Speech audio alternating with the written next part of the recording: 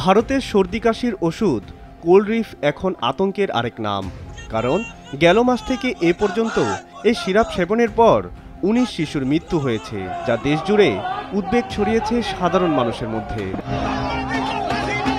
প্রশ্ন উঠেছে কিভাবে একটি সাধারণ সর্দির ওষুধ প্রাণঘাতী হতে পারে।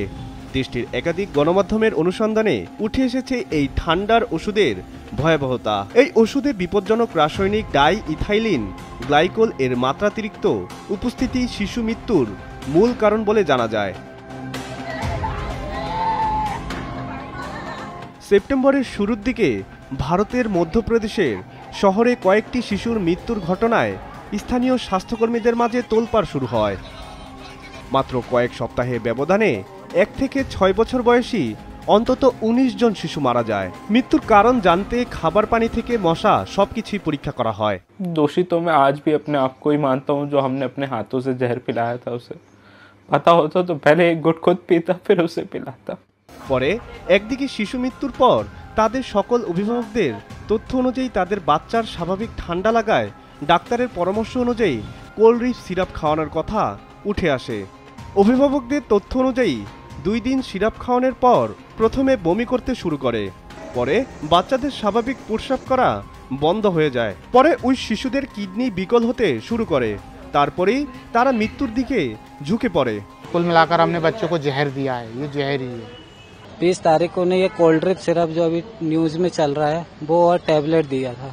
1 तारीख को शाम को बच्चे ने दम तोड़ दिया था।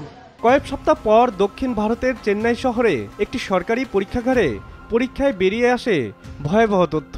শিশুদের খাওয়া সিরাপটিতে 48.6% ডাই ইথাইলিন গ্লাইকোল নামের এক বিষাক্ত পদার্থ পাওয়া যায়, যা সাধারণত শিল্প কারখানায় ব্যবহৃত করা হয়।